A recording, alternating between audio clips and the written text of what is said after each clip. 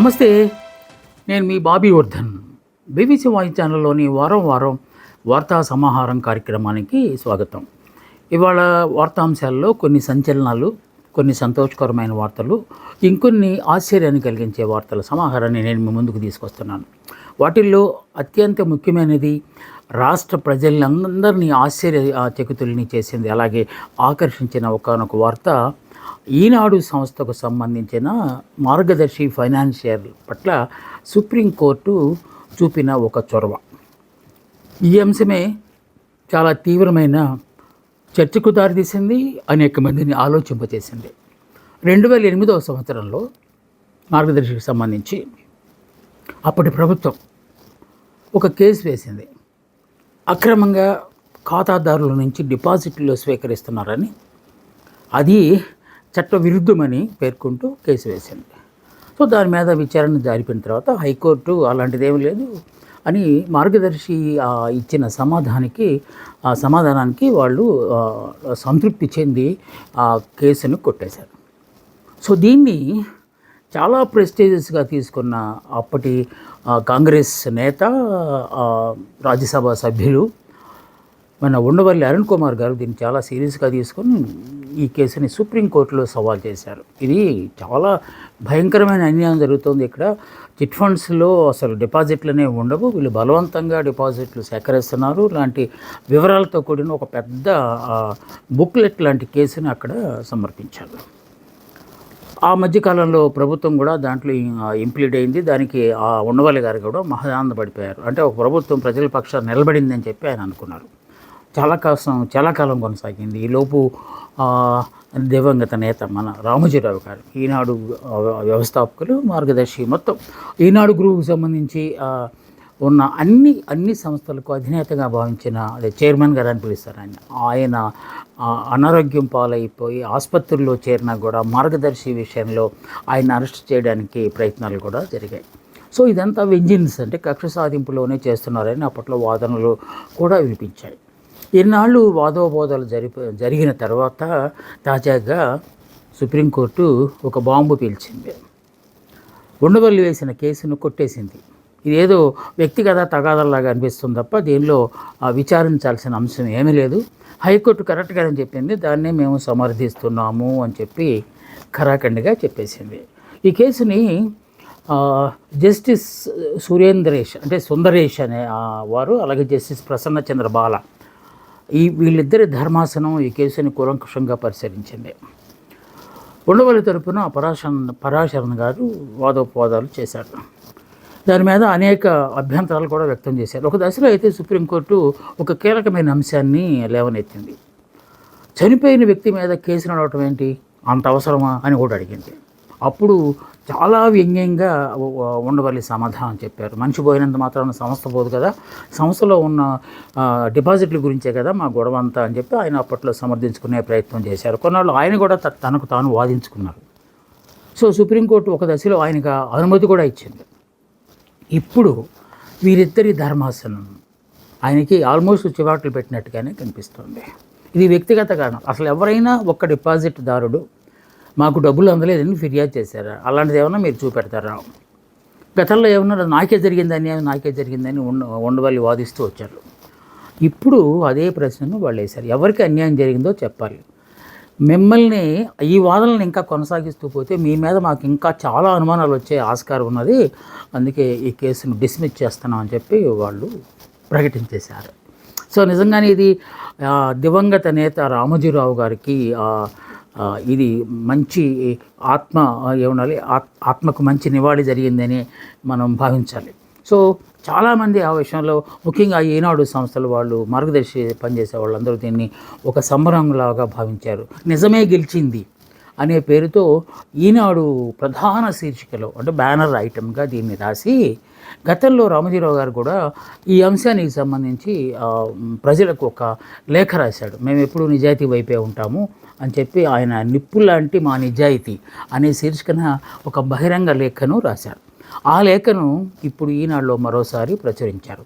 దాంట్లో చెప్పిన వాస్తవాలన్నీ ఇప్పుడు సుప్రీంకోర్టు కూడా చెప్పింది అని దాన్ని సరిపోల్చుతూ చేయటం అనేది మళ్ళీ ఇప్పుడు న్యాయం బ్రతికింది, నిజం ఎప్పటికైనా బయటకు వస్తుంది అని చెప్పడానికి ఈ కేసు ఒక ఉదాహరణగా చెప్పుకోవచ్చు అంటూ మార్గదర్శి సంస్థ తాలూకు శైలజ కిరణ్ గారు కావచ్చు, లేకపోతే కిరణ్ గారు కావచ్చు, ఆ సంస్థ తాలూకు అందరూ సిబ్బందితో సహా దీనిని గొప్పగా ఆహ్వానిస్తున్నారు. దీని పట్ల ఉండవల్లి అరుణ్ కుమార్ గారు ఇంకా స్పందించలేదు. ఆయన ఏం మాట్లాడతారో, మళ్ళీ ఏదో ధర్మాసనంకి వెళ్తానో లేకపోతే విస్తృత ధర్మాసనంకి వెళ్తానో అని అంటారో ఏవో తెలియదు, కానీ మొత్తానికి ప్రస్తుతానికైతే ఈ కేసులో ఉండవల్లి ఓడిపోయినట్టు అనలేం, కానీ ఆ కేసుని సుప్రీంకోర్టు ధర్మాసనం కొట్టేసింది. సో ఈ వార్త చాలా ప్రముఖంగా, ఇందాక నేను చెప్పాను కదా నిజమే గెలిచింది అనే శీర్షికతో బ్యానర్ ఐటెంతో వచ్చిన ఈ ఐటెం కోట్ల మంది జనాలు చదివారు కనుక అది చాలా ప్రభావవంతమైన వార్తగా మనం భావించాలి. ఇంకొక సంతోషకరమైన వార్త అని మనం ఇందాక చెప్పుకున్నాం కదా, అదేంటంటే స్థానిక సంస్థల్లో ఎన్నికలు త్వరలో రాబోతున్నాయి. అవి నవంబర్ లోపు చేస్తే సుప్రీంకోర్టు మార్గదర్శకాల ప్రకారం నవంబర్ లోపు కనుక ఆ కసరత్తు అంతా పూర్తి చేస్తే మనకి అధికంగా నిధులు వచ్చే ఆస్కారం ఉందని చెప్పి ప్రభుత్వం దీనికి ప్రయత్నాలు ప్రారంభించినట్టుగా అనిపిస్తుంది. పనిలో పనిగా ఆ బీసీలకు, వెనుకబడిన తరగతుల వరకు ఒక శుభవార్తను చంద్రబాబు నాయుడు ప్రకటించారు. 34% రిజర్వేషన్లు స్థానిక ఎన్నికల్లో కల్పించబోతున్నట్టు బీసీలకు ఆయన ప్రకటించారు.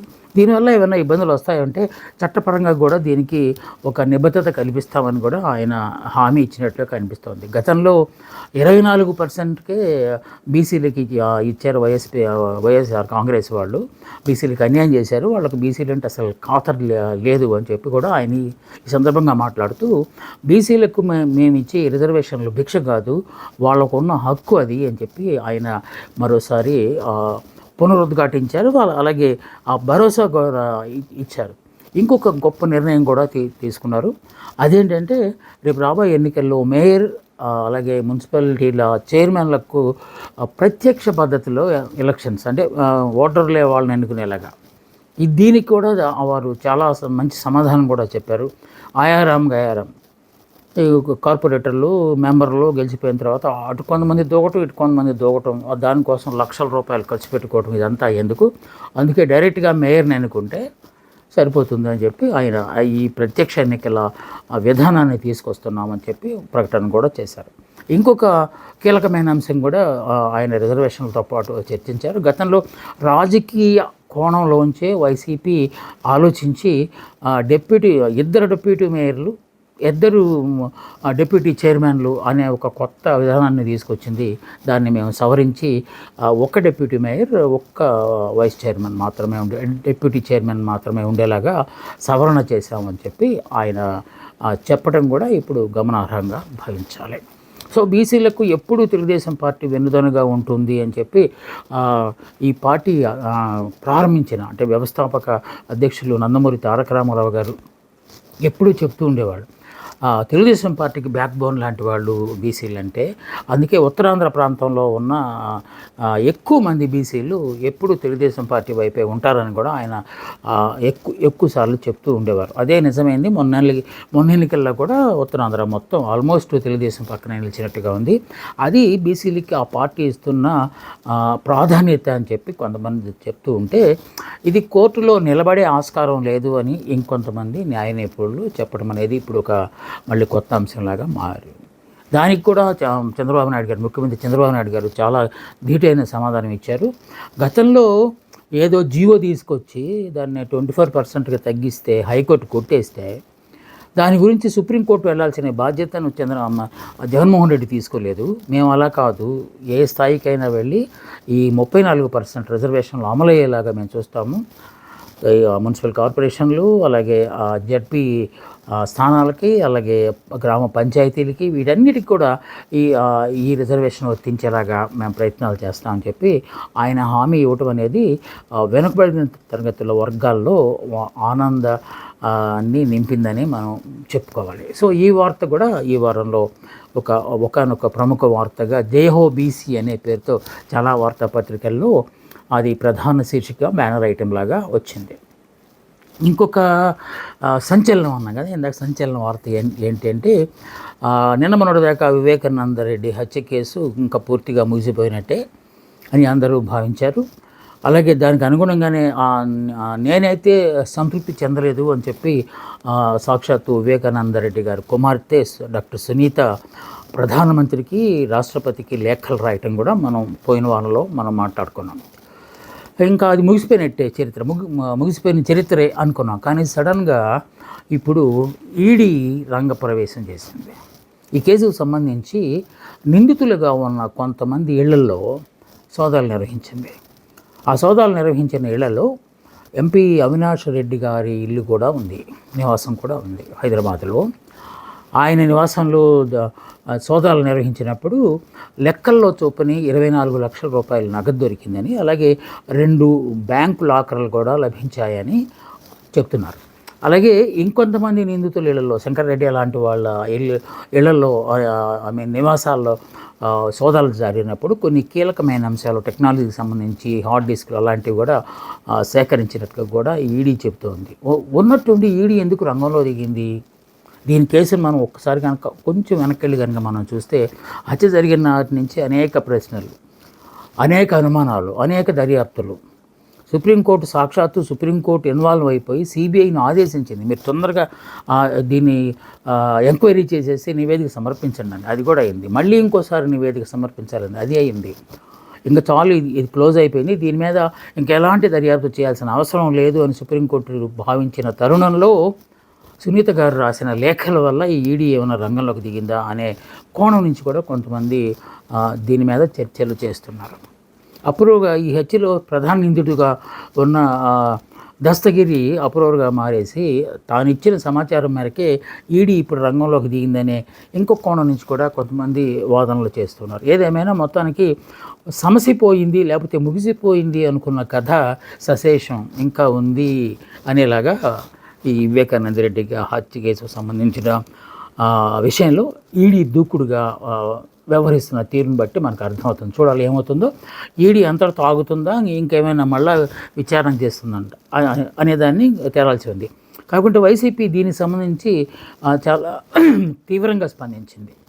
ఇన్నిసార్లు దర్యాప్తు నిర్వహించారు, అనేకసార్లు సుప్రీంకోర్టు అత్యున్నత న్యాయస్థానం, ఆ న్యాయస్థానమే సిబిఐ చేత ఎంక్వైరీ చేయించింది. ఆ సిబిఐ కూడా నివేదికను సమర్పించింది. నివేదిక సమర్పించిన తర్వాత చేయాల్సిన పని ఏంటి? ట్రయల్ ప్రారంభం కావాలి, అంటే వాదోపవాదాలు ప్రారంభం. అవి రాకుండా ఆపడానికి మాత్రమే ఇలాంటి మళ్ళీ దర్యాప్తులు లేకపోతే ఇవన్నీ చేస్తున్నారు అని చెప్పి కొత్త వాదన ఒకటి వైఎస్ఆర్ కాంగ్రెస్ పార్టీ తీసుకొచ్చింది. ఏమవుతుందో చూడాలి. మొత్తానికి వివేకానంద రెడ్డి హత్య కేసులో కదలిక మొదలైందని భావించాలి. ఇందాక మనం ఈ స్థానిక ఎన్నికలకు సంబంధించి ఒక అంశం మాట్లాడుకున్నాం. దానికి కొనసాగింపుగా ఇంకొక వార్త కూడా ప్రముఖంగా వచ్చింది. సోషల్ మీడియాలో ఎక్కువ దీనికి సంబంధించి ఊహాగానాలు వస్తున్నాయి. నేను గతంలో కూడా మీకు చెప్పాను, ఊహాగానాలను మనం వార్తలుగా భావించాం, అందుకే వాటి గురించి డిస్కస్ చేయమని. కాకపోతే ప్రధాన స్రవంతి పత్రికల్లో కూడా కొన్ని చోట్ల ఇవి వచ్చినది. ఆ అంశం ఏంటంటే, స్థానిక ఎన్నికల్లో బీసీలుగా 34 రిజర్వేషన్ ఇవ్వడం అనేది ఎంతది అని కూడా, కూటమిలో భాగస్వాములైన వాళ్ళ మధ్య సీట్లు కేటాయింపు ఎలా ఉంటుంది అనే దాని మీద ఇప్పుడు తర్జన భర్జన జరుగుతున్నట్టుగా అనిపిస్తుంది. ఈసారి ముఖ్యంగా కీలక పాత్ర పోషించబోతుంది జనసేన అని చెప్పి చాలామంది అనుకుంటూ ఉన్నారు. గతంలో స్థానిక ఎన్నికల ప్రస్తావన వచ్చినప్పుడే జనసేన నుంచి ప్రాతినిధ్యం వహిస్తున్న మంత్రి నాదెండ్ల మనోహర్ గారు తన మనసులో ఉన్న మాట చెప్పకనే చెప్పారు. గతంలో వేరేగా ఉంది, ఇప్పుడు మా పార్టీ బలపడింది, అందువల్ల మేము ఇక్కడి నుంచి త్యాగాలు చేయాల్సిన అవసరం లేదని ఆయన గతంలో కుండబద్దలు కొట్టారు. తాజాగా ఇప్పుడు జనసేనాని డిప్యూటీ సీఎం పవన్ కళ్యాణ్ గారు కూడా దీని మీద స్పందించారు. ఎప్పుడు ఒకేలాగా ఉండవు, ఈక్వేషన్స్ రకరకాలుగా మారుతాయి. మేము కూటమిలో ధర్మాన్ని పాటిస్తూ ఇన్నాళ్ళు కొనసాగుతూ వచ్చాము. ఒక సందర్భంలో మాట్లాడారు ఆయన, అధికారులు మాకు అసలు సహకరించట్లేదు అని ఆయన కొంచెం ఆగ్రహాన్ని వ్యక్తం చేశారు. ఆ ఆగ్రహానికి నాదెండ్ల మనోహర్ గారు మాట్లాడిన దానికి ఏమన్నా లింక్ ఉందా అని కూడా కొంతమంది మాట్లాడుకుంటూ ఉన్నారు, అంటే చర్చ చేస్తున్నారు. కాబట్టి అన్యాయపదంగా పవన్ కళ్యాణ్ గారు మాత్రం ఒక డిమాండ్ను బయటపెట్టారు. ఈసారి జనసేన నుంచి స్థానిక ఎన్నికల్లో పోటీ చేయడానికి చాలా కాంపిటీషన్ ఉంది, ఎక్కువ మంది ఆశావాహులు ఉన్నారు. అందువల్ల ఇక చేసిన త్యాగాలు చాలు, ఇంకా త్యాగాలు చేయాల్సిన అవసరం లేదని నాకు అనిపిస్తోంది అని ఆయన చెప్పడం చూస్తే ఈసారి ఎక్కువ సీట్లను డిమాండ్ చేసే ఆస్కారం ఉన్నది. అంటే వాళ్ళ మేలలే ఉన్న చోటే కాకుండా వేరే చోట్ల కూడా ఈ జనసేన అభ్యర్థుల్ని రంగంలోకి దింపే ఆస్కారం ఉందని చెప్పి ఊహాగానాలు వస్తాను. బట్ ఇది నిజంగానే పవన్ కళ్యాణ్ గారు మాట్లాడిన మాటల్లోని అంతరార్థంగా నేను మీకు తెలియజేస్తున్నా. సో ఇది ఇక అసెంబ్లీ సమావేశాలు వచ్చాయి పోయాయి అన్నట్టుగా ఉంది. అసెంబ్లీ సమావేశాల్లో ప్రతిపక్షం లేకుండా మాట్లాడటం వల్ల చాలా అంశాలు బయటికి రాలేదు. మహా అయితే ఒక్కొక్క అంశం చుట్టూ ఇన్ని రోజులు జరిగిన ఈ సమావేశాలు జరిగాయని చెప్పుకోవాలి. అదేంటంటే డిఎస్సి పరీక్షలో అవకతవకలు జరిగాయి. స్పోర్ట్స్ కోటాను అమ్మేసుకున్నారు. రోడ్ల మీద వెళ్ళి వాళ్ళకు కూడా పిలిచి మరీ ఉద్యోగాలు ఇచ్చారు.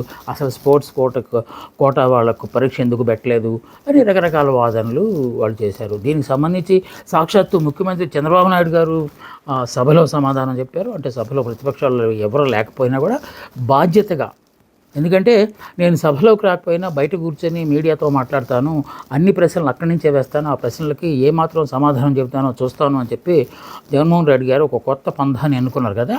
దాని ప్రకారమే ఆయన బయట నుంచి చాలా ప్రశ్నలు అవనెత్తుతున్నారు. సో వాటికి సమాధానాలుగా కాకపోయినా మొత్తానికి ప్రజలకు చెప్పాల్సిన బాధ్యత ఉంది కనుక సాక్షాత్తు ముఖ్యమంత్రి గారు చెప్పారు డిఎస్సీలో ఏం జరిగిందో.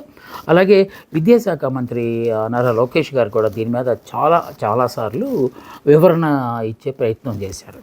ఇక స్పోర్ట్స్ కోటా విషయంలోకి వచ్చేసరికి ఆయన కొంచెం ఒక టంగ్ స్లిప్ అయినట్టుగానే చాలామంది భావిస్తున్నారు. ఏంటంటే స్పోర్ట్స్ కోటాలో మేము పివి సింధు గారికి క్రీడా కోటాలోనే మేము ఉద్యోగం ఇచ్చాం, అలాగే వీళ్ళకి కూడా ఇచ్చాం అనేసారు. సో పివి సింధు గారితో నిన్న మొన్న డిఎస్సిలో స్పోర్ట్స్ కోటాలో ఉద్యోగాలు సంపాదించిన వాళ్ళకి అసలు కంపేర్ చేయొచ్చా? దానికి దీనికి పోలిక ఏమైనా ఉంటుందా? ఆవిడ అంతర్జాతీయంగా అనేక అవార్డులు సంపాదించుకొచ్చారు కనుక, మెడల్స్ సంపాదించుకొచ్చారు కనుక ఆవిడకి ఇస్తారు. చాలామంది క్రీడాకారులకి ఇస్తారు. మన మోడీ ఎవరు ధోని లాంటి వాళ్ళు చాలామంది గతంలో కూడా కొంతమందికి ఉద్యోగాలు ఇచ్చారు. ఆ స్థాయి వాళ్లకు ఉద్యోగాలు ఇవ్వడం అనేది, అలాగే ఇంటి స్థలాలు ఇవ్వడం అనేది, లేకపోతే నగదు నజరానాలు ప్రకటించడం అనేది అటు సెంట్రల్ గవర్నమెంట్ ఇటు స్టేట్ గవర్నమెంట్ కూడా చేస్తూ వస్తుంది. కానీ ఇప్పుడు వచ్చిన వాళ్ళందరూ వాళ్ళ పేర్లు కూడా ఎవరికి తెలియవు కదా, ఆ పేర్లతో పివి సింధును పోల్చడం ఏంటి అని చెప్పి కొంతమంది కొత్త వాదన తీసుకొచ్చారు. అఫ్కోర్స్ బహుశా స్పోర్ట్స్ అంటే మేము ఎక్కువ ప్రాధాన్యతనిస్తున్నాము, మొన్న మధ్య సింధు గారికి ఇచ్చాం కదా, వీళ్ళకి కూడా ఇచ్చాం అనే ధోరణిలో ఏమైనా నారా లోకేష్ గారు చెప్పారా, లేకపోతే ఇంకేమైనా అంతరార్థం ఉందా అనే కోణంలోంచి కూడా దీని మీద చర్చ జరుగుతుంది. సో మళ్ళా ఈ డిఎస్సి చుట్టే ఈ రాష్ట్రంలో అనేక సంఘటనలు జరుగుతున్నాయి.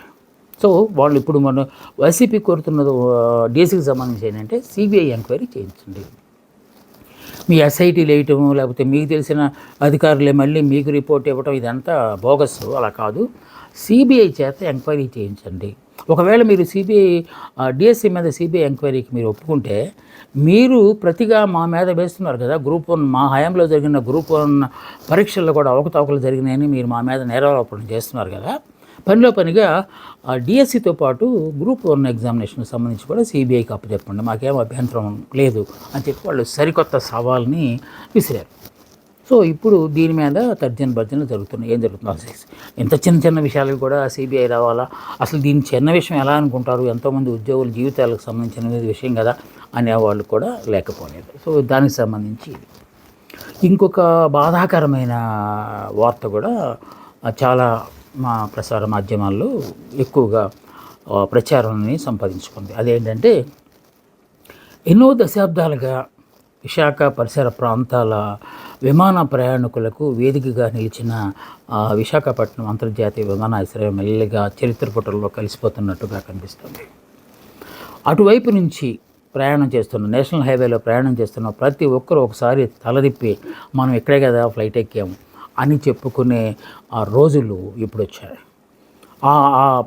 ఆగస్టు 16వ తేదీ అర్ధరాత్రిన మూసివేసినప్పుడు చివరిసారిగా బయలుదేరిన ఇండిగో విమానానికి అక్కడే సిబ్బంది మొత్తం వీడ్కోలు పలకటం కూడా ఆ గుండెలను పిండేసే అంశంగా. ఆ తర్వాత రోజు నుంచి అసలు కథ మొదలైంది. 16-1700 మంది రోడ్ల మీదకి వచ్చి ఆహాకారాలు చేశారు. తమ ఉద్యోగాలు పోయాయి, తమ జీవితాలు లేకుండా పోయాయి, తమ జీవితాలు బజారున పడ్డాయి. తమకు అక్కడ కొత్తగా ఏర్పాటు చేసిన అల్లూరి సీతారామరాజు అంతర్జాతీయ విమానాశ్రయంలో మమ్మల్ని అకామిడేట్ చేయట్లేదు, మేము ఏమైపోవాలి అని చెప్పి వాళ్ళు అక్కడ ధర్నా కార్యక్రమం మొదలుపెట్టారు.